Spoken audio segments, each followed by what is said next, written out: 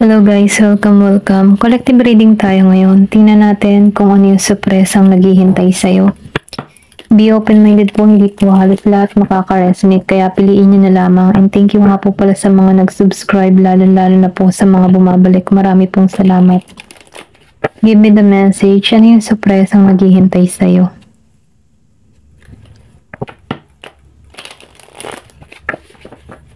Give me the message. Ano yung sorpresa na naghihintay sa'yo? Meron dito death. So, nakikitaan ko dito yung new beginning patungo sa'yo. Meron ditong Taurus. Hindi mo to inaasahan. Ito lang yung nafe-feel ko. Meron ditong new beginning, new love, new opportunity, new journey. Meron akong nakikita ditong Year of the Horse. Wala kang idea para rito sa The Hierophant. Kumbaga, hindi ka na masyadong umaasa pa. Yung man tipong ganun, ano ka lang, go to the flow ka lang ng buhay, ganyan. Hindi mo na inaasahan yung surpresa na yan. Kumbaga, dire-diretso ka lang sa routine mo everyday, mga ganun. Ito lang yung nakikita ko sa'yo. Then, 5 of Wands. Kasi nafe-feel ko dito, na meron ka din kasi ditong, kaya dito sa The Hierophant Reverse, wala ka ng, hindi mo na inaasahan yung ganun sorpresa kasi meron ditong pangyayari na kung saan naranasan mo yung kaguluhan or conflict, merong away, argumento. Maybe meron ka ditong kapartner na ganun sa'yo or pwede rin sabihin sa environment mo, sa trabaho mo, magulo yung napapasukan mo. Okay, ito lang nakikita ko. Nandun ka sa area na kung saan, walang magandang environment. Pwede rin sa trabaho, sa family member, o sa family mo. Kumbaga, hindi ka nagiging masaya dito, kaya hindi ka na rin nag-iisip dito ng sorpresa kasi pulos pagsubok ka rito, or sabihin natin na sabay-sabay yung mga pagsubok na kinaharap mo dito. Meron ako nakikita dito na Taurus, Aries, Leo, Sagittarius. Kumbaga, hindi ka na rin naasa sa sorpresa. Pero ganun pa man, dahil lumabas yung death, matatapos na yung mga problema ang kinakaharap mo. 8 of Cups. So, nafe-feel ko din dito, nagiging kang malungkot kasi sa sitwasyon na nakakaharap mo. Kumbaga, nakahold ka sa past. Kung meron ka mang experience dito sa past na ang bigat-bigat, ang daming natapon. Pero ganun pa man, kahit may mga pagsubok kang kinakaharap, maalisan mo to. Ito lang yung nakikita ko. Kasi dito sa 5 of Cups, mabubuo mo muli yung sarili mo. Okay? Ito lang yung nakikita ko. Nakikita ko yung 555. So, meron ditong new beginning naghihintay sa'yo. New love, new opportunity. Kumbaga, huwag kang magpa-hold. Kumbaga, binibigyan ka dito ng mensahe na huwag kang magpa-stuck sa sitwasyon sa nangyari sa'yo in the past. Kasi tapos na yan. Kasi nafe-feel ko dito yung new opportunity, new love, at new beginning sa'yo. Kumbaga, renewal patungo sa'yo dito. Kung meron ka mang experience na maraming kaguluhan, ang bigat-bigat, okay? Alisan mo na to kasi tinatanggal ka na dito. Kumbaga dito, sinasabihan ka dito sa The Hierophant, magtiwala ka lang. Kasi dito sa The Hierophant Reverse, nawawalan ka na ng faith. Ayaw mo na kasi sabay-sabay yung mga problemang kinaharap mo. Para bang sumuko ka na, pero ganun pa man sinasabihan ka dito, magtiwala ka, manalig ka, okay? Kasi once na nanalig ka, sa iyo pa lang merong pagbabago nang nagaganap. Sa faith mo pa lang meron ng pagbabago, nare-receive mo na yung pagbabago. Kasi nananalig ka, nagtitiwala ka sa Diyos, nagtitiwala ka sa process niya. Kaya mainam sinasabihan ka dito, tanggalin mo yung mga negative mindset mo dito. Kasi meron ditong magaganap sa iyo na hindi mo akalain. Matatapos din yung kalungkutan na nararanasan mo. Okay? Kumbaga, mabubuo mo muli yung sarili mo. Kung ikaw man ay nasa healing process, or kung meron ka mang kabiguan, yun doang marami kang problemang kinaharap, maalisan mo yan. Maniwala at manalig ka lamang. Give me more information. Ano pa yung mensahe? So, meron ditong Queen of Cups. Nakikitaan ko dito yung abundance, kasaganahan naghihintay sa'yo. Kumbaga, sinasabihan ka dito na sundin mo yung instinct mo, sundin mo yung intuition mo. Kasi nafe-feel ko dito na kung meron man ditong tao na gumulo sa'yo, okay, nagpabigat ng kalooban mo, nafe-feel ko dito yung pagtayo mo may tatayo mo muli yung sarili mo, o paprotektahan mo muli yung sarili mo. Sundin mo lang dito yung instinct mo, yung intuition mo. And then nafe-feel ko din dito, yung iba sa inyo nagamit ng mga crystal, amethyst, or pwede rin sabihin, minumungkay sa'yo gumamit ka ng amethyst para sa healing process, para sa'yo, para madali kang makarecover, And then, meron din ditong clear quartz, citrine, and tiger eye. Ito lang yung nafe-feel ko. So, kung naghahanap ka man ng mga protection, pwede mo din gamitin ng tiger eye kasi mainam din yung energy nito na kung saan pinoprotektahan ka nito. Pero mas mainam pa rin yung panalangin. Give me more information. So, meron ditong 5 of Swords reverse. Matatapos na yung mga problemang kinakaharap mo. Maniwala at manali ka lang. Mariresolbahan na ito. Nakita ko yung 5, 5, 5, 5. 4 na 5. So, new beginning, new love, new opportunity, new abundance. Kumbaga, magtiwala ka lang sa process. Ito yung sign. Tingnan mo yung angel number 555. Ito yung mensahe sa'yo. Okay? Give me more information. Ano pa yung mensahe? 8 of Swords. Huwag ka mag-alala, matatapos na talaga to. Ito lang nafe-feel ko. Maalisan mo na to. Kung ikaw man ay hindi nakakatulog nitong mga nagdaang araw, matatapos na. Kung meron ka mga pagsubok na kinaharap, maalisan mo na to. Kumbaga, magkakaroon ka na dito ng kapayapaan, lalo-lalo na yung kaisipan mo, yung puso mo. Makukuha mo na yung susi para mabuksan yung panibagong opportunity. Kailangan mo lang ditong maging positibo. Magkaroon ng panibagong mindset. Lawakan yung pangunawa. And then, nafe-feel ko din dito na maayos na or matatanggal mo na yung mga masasakit na karanasan mo. Then, nafe-feel ko din dito, meron ditong magbubukas na oportunidad patungo sa'yo. Okay? Meron ditong susi. Susi ng tagumpay. Meron ako nakikita ditong Gemini, Aquarius, and Virgo. Lumabas dito, Virgo, Capricorn, Taurus, Gemini, Aquarius, and Libra. Scorpio, Cancer, and Pisces. Meron din Taurus. Meron din ditong Aries, Leo, Sagittarius. Dito, yung sinabi ko kanina dito si Ace of Swords, matatapos na itong mga problema mo. Maalisan mo na itong mga mabibigat na pumapasok sa kaisipan mo. Kung meron ka man dito yung tipo na nahihirapan ka matulog, na-stress ka, nababagabag ka, maalisan mo na to, matatapos na to sa 8 of Swords. Kasi nafe-feel ko dito magbubukas yung opportunity, then may tagumpay din dito, lumabas pang King of Pentacles. Magiging ka ng stable sa sitwasyon, meron na ditong magandang ibubunga lahat ng mga pinaghirapan mo. Nafe-feel ko din dito yung renewal.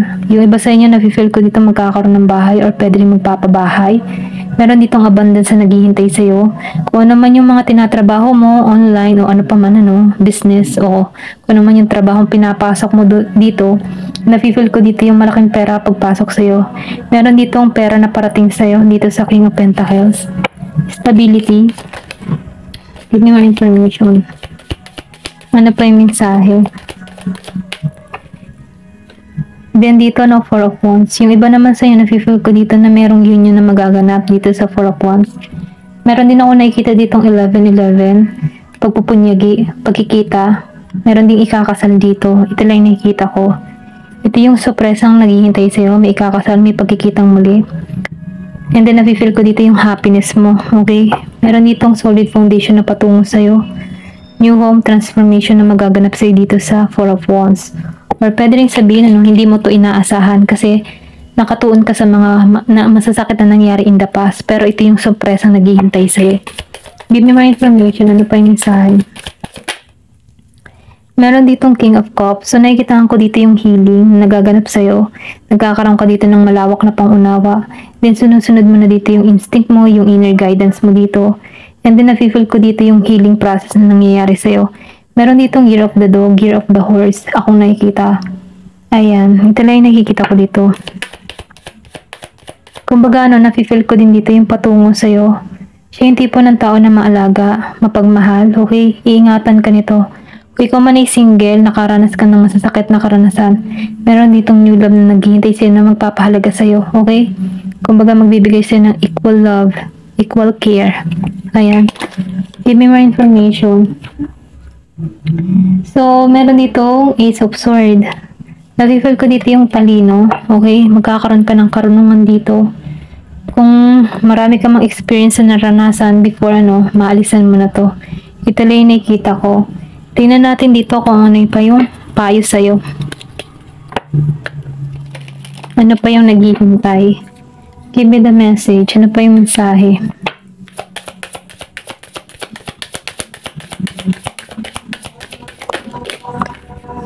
Meron ka ditong anger. So, yung iba sa inyo galit or pwedeng sabihin, nakaranas ka ng galit or kasi meron ditong away dito sa Five of Wands. So nakakaranas ka pa rin ng galit kung saan once na naiisip mo ito, talagang nagagalit ka. Once na pumapasok sa isip mo tong tao na ito, nagagalit ka.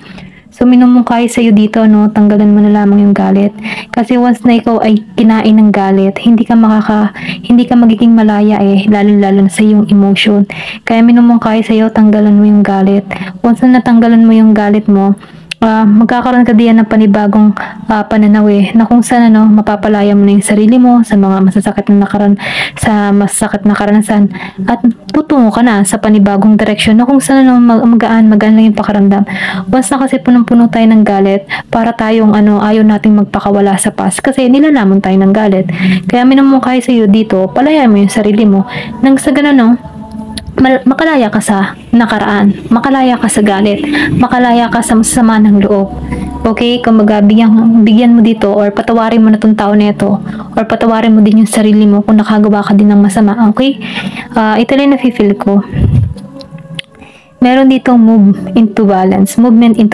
Kasi nafe-feel ko dito na magkakaroon ka na ng balance. Okay? Once na napalaya mo na yung sarili mo sa galit, ito na yung patungo sa'yo, balance.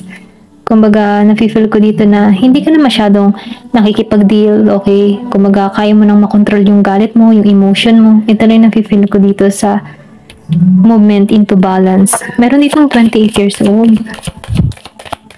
Give me more information.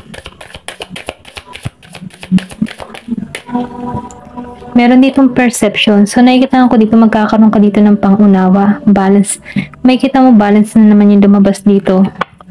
Yin and yang, balance. Mas mainam yung balance kaysa yung galit na galit ka. Kasi once na galit ka, nilamon ka ng galit, para ka pa rin nakahold sa past. Okay, hindi mo pinalalaya yung sarili mo sa nakaraan. Meron ditong stripping illusion. So, meron ditong illusion na nangyayari sa'yo, okay? Kumbaga, may naman sundin mo yung instinct mo, sundin mo yung intuition mo. Okay? Give me more information. Honoring your energy. So, sinasabi dito, igalang mo na lamang yung iyong energy.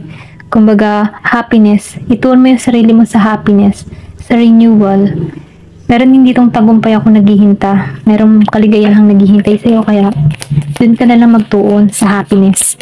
Give me more information. Meron ditong omen. So, nafe-feel ko dito, I think good omen tong parating sa'yo. Kung makikita mo, dumating dito yung araw at buwan. I think meron ka ditong kausap na need ng travel. Malayo kayo sa bawat isa or pwede rin sabihin ito yung patungo sa'yo. May distance pa. Ayan, meron ditong reunion of souls. So, nakikita ko dito may pagtungo sa iyo.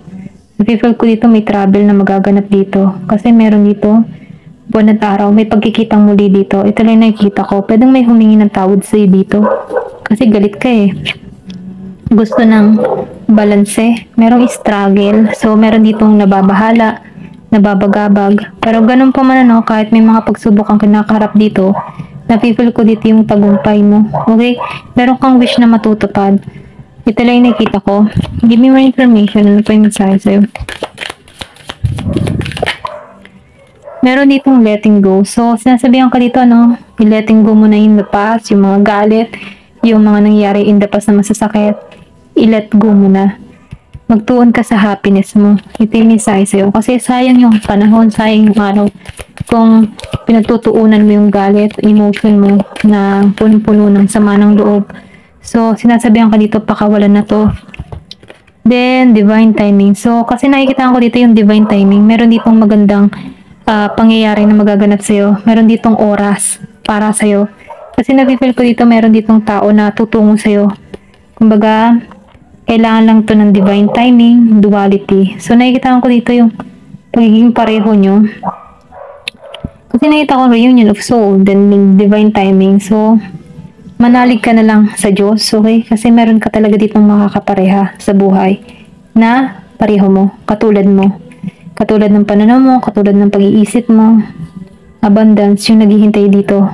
Divine timing. Kung nasaktan ka in the past, Pakawalan mo na to kasi meron ditong ipagkakalob sa'yo na balance, happiness. Divine timing ang kailangan dito, manalig ka lang. Kasi ang makukuha mo dito ay pareho, katulad mo ng mindset, okay? Yung meron kayong pagkakasundo. Ayan. Hanggang dito na lamang po. Thank you for watching and love and peace.